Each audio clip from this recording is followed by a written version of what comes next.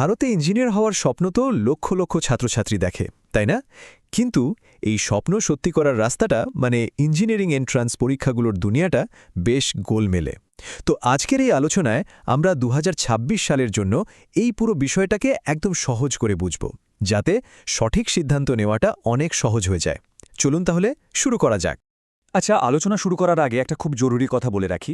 আমরা এখানে যা যা বলবো সেগুলো কিন্তু সব সম্ভাব্য তথ্য, মানে ফাইনাল ডেট, রুলস, এই সব কিছুর জন্য কিন্তু সব সময় অফিসিয়াল ওয়েবসাইটই দেখতে হবে। এটাই কিন্তু শেষ কথা।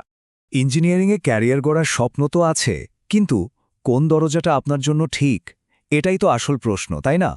ভারতে এত এত এন্ট্রান্স পরীক্ষা, এর মধ্যে থেকে কোনটা আমার জন্য সেরা এটা বেছে নেওয়াটা কিন্তু বেশ কঠিন একটা কাজ। একবার ভেবে দেখুন তো, ভারতে ইঞ্জিনিয়ারিং এন্ট্রান্স পরীক্ষা ঠিক কতগুলো আছে? ২৫-এরও বেশি।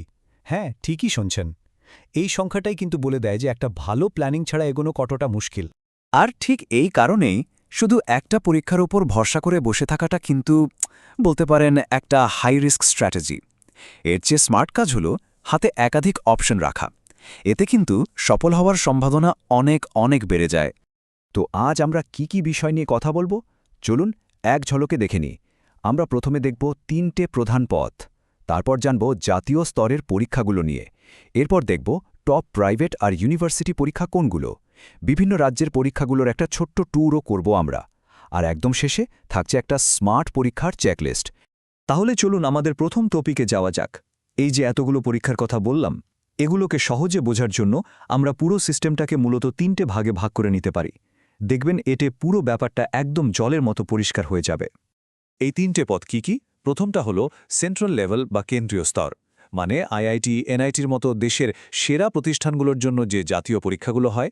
দ্বিতীয়টা হলো স্টেট লেভেল বা রাজ্য স্তর, মানে একটা নির্দিষ্ট রাজ্যের ইঞ্জিনিয়ারিং কলেজগুলোতে ভর্তির জন্য যে পরীক্ষাগুলো হয়। আর ৩ নম্বর ইউনিভার্সিটি লেভেল, মানে ভিআইটি বা মণিপালের মতো বড় বড় প্রাইভেট ইউনিভার্সিটিগুলো নিজেরাই যে পরীক্ষাগুলো নেয়। তো চলুন প্রথমে জাতীয় স্তরের পরীক্ষাগুলো নিয়েই কথা বলা যাক।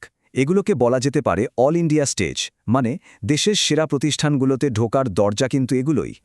দেখুন, ভারতের প্রধান জাতীয় স্তরের পরীক্ষাগুলো হলো এইগুলো। সবার প্রথমে আসছে জেইই মেন। এটা এনটিএ পরিচালনা করে, আর এর মাধ্যমে এনআইটি, আইআইটির মতো প্রতিষ্ঠানে ভর্তি হওয়া যায়। এরপর হলো জেইই অ্যাডভান্সড, যেটা আইআইটিগুলো নিজেরাই আয়োজন করে, আর এটা হলো সমস্ত আইআইটিতে ভর্তির একমাত্র রাস্তা। তারপর আছে বিটস্যাট, যেটা বিটস পিলানির বিভিন্ন ক্যাম্পাসের জন্য। আর আছে সিইউইটি, যার মাধ্যমে কিছু সেন্ট্রাল ইউনিভার্সিটিতেও ইঞ্জিনিয়ারিং পড়ার সুযোগ পাওয়া যায়। যেই মেন আর অ্যাডভান্সডের মধ্যে যে একটা সম্পর্ক আছে, ওটা বোঝাটা কিন্তু খুব জরুরি। ব্যাপারটা এরকম, যেই মেন হলো গেটওয়ে, মানে প্রথম দরজা। এই পরীক্ষায় কোয়ালিফাই করলেই আপনি এনআইটিস, আইআইটিসের জন্য যোগ্য হবেন, আর তার সাথে যেই অ্যাডভান্সড পরীক্ষায় বসার টিকিট পাবেন। আর যেই অ্যাডভান্সড হলো আসল ডেস্টিনেশন, মানে দেশের সেরা আইআইটিগুলোতে ঢোকার ফাইনাল পরীক্ষা এটাই। আচ্ছা, জাতীয় স্তরের পরীক্ষা তো গেল, এবার চলুন আমাদের দ্বিতীয় পথটা দেখি, মানে টপ প্রাইভেট আর ইউনিভার্সিটি লেভেলের পরীক্ষাগুলো। অনেক বড় বড় প্রাইভেট ইউনিভার্সিটি আছে যারা নিজেদের এন্ট্রান্স টেস্ট নেয়, আর তাতে পাশ করলে সরাসরি সেখানে ভর্তির সুযোগ পাওয়া যায়।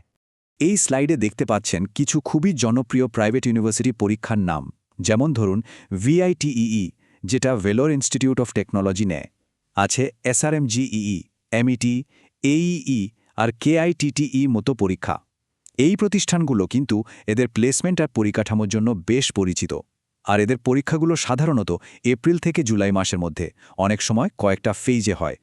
এবার আসা যাক আমাদের ৩ নম্বর পথে, মানে রাজ্য স্তরের পরীক্ষাগুলো। নিজের রাজ্যেই ভালো কোনো ইঞ্জিনিয়ারিং কলেজে পড়ার জন্য বা অন্য কোনো পছন্দের রাজ্যের কলেজে ভর্তির জন্য এই পরীক্ষাগুলো কিন্তু দারুণ একটা সুযোগ।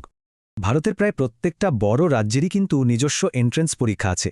যেমন আমাদের পশ্চিমবঙ্গের জন্য আছে ডব্লিউবিজেই, মহারাষ্ট্রের জন্য এমএইচটিসিইটি, কর্ণাটকের জন্য কেসিইটি, কেরালায় কেএম। এই লিস্টটা বেশ লম্বা। এই পরীক্ষাগুলো দিয়ে মূলত সেই রাজ্যের সরকারি আর প্রাইভেট ইঞ্জিনিয়ারিং কলেজগুলোতে ভর্তি হওয়া যায়। এখানে একটা খুব ইন্টারেস্টিং আর গুরুত্বপূর্ণ বিষয় আছে।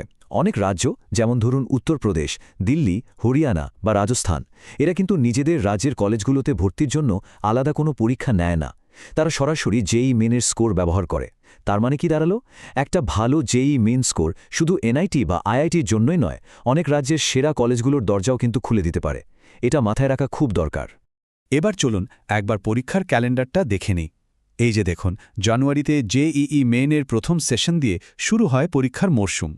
তারপর মার্চ, এপ্রিলে জিইউ জিসেট জেইই মেইনের দ্বিতীয় সেশন, ভিআইটিইই ডাব্লিউবিজেই মে মাসে জেই অ্যাডভান্সড, এমএইচসিইটি জুন জুলাইতেও বিটস্যাট এসআরএমজেইই এর মতো পরীক্ষা চলতে থাকে।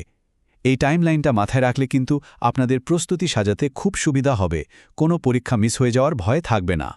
তো আমরা অনেকগুলো পরীক্ষার ব্যাপারে জানলাম। এখন প্রশ্ন হলো, যে কোনো পরীক্ষার জন্য প্রস্তুতি নেওয়ার সময় কোন কোন বিষয়গুলো আমাদের মাথায় রাখা উচিত? চলুন একটা স্মার্ট চেকলিস্ট দেখে নেওয়া যাক। যে কোনো পরীক্ষার ফর্ম ফিল করার আগে এই 5টা জিনিস অবশ্যই দেখে নেবেন। 1. এলিজিবিলিটি বা যোগ্যতা, মানে একাডেমিক রিকোয়ারমেন্ট বা বয়সের সীমা মিলছে কিনা। 2. সিলেবাস আর পরীক্ষার প্যাটার্ন, মানে কি পড়তে হবে আর পরীক্ষার মার্কিং স্কিম সময় কেমন হবে। 3. অফিসিয়াল ওয়েবসাইট, যে কোনো আপডেটের জন্য এটাই কিন্তু একমাত্র ভরসা, এটাকে বুকমার্ক করে রাখুন। আর 5. কাউন্সেলিং প্রসেস, মানে রেজাল্টের পর কিভাবে সিট অ্যালটমেন্ট হয় সেই ব্যাপারটা জেনে রাখা ভালো। এই চেকলিস্টটা ফলো করলে প্রস্তুতিটা অনেক গোছানো হবে। তাহলে আজকের পুরো আলোচনার মূল কথাটা কি? একদম সহজ, শুধু একটা পরীক্ষার উপর নির্ভর করে থাকবেন না, বরং সেন্ট্রাল, স্টেট আর ইউনিভার্সিটি এই 3 ধরনের অপশন মিলিয়ে একটা স্মার্ট পরীক্ষার পোর্টফোলিও তৈরি করুন। এটাই কিন্তু সাফল্যের সবচেয়ে ভালো কৌশল। আর হ্যাঁ, শেষ করার আগে আরেকবার মনে করিয়ে দিই, যে কোনো ফাইনাল তথ্যের জন্য, যেমন পরীক্ষার তারিখ বা যোগ্যতার নিয়মকানুন, প্লিজ সবসময় কিন্তু অফিসিয়াল ওয়েবসাইটটাই ফলো করবেন। এখন তো আপনাদের সামনে পুরো রাস্তাটার একটা ম্যাপ তৈরি হয়ে গেল, তাই না? এবার ভাবুন, নিজের জন্য একটা পার্সোনাল পরীক্ষা স্ট্র্যাটেজি বানানোর প্রথম স্টেপটা কি হবে? এই প্রশ্নটা রইল আপনাদের ভাবার জন্য।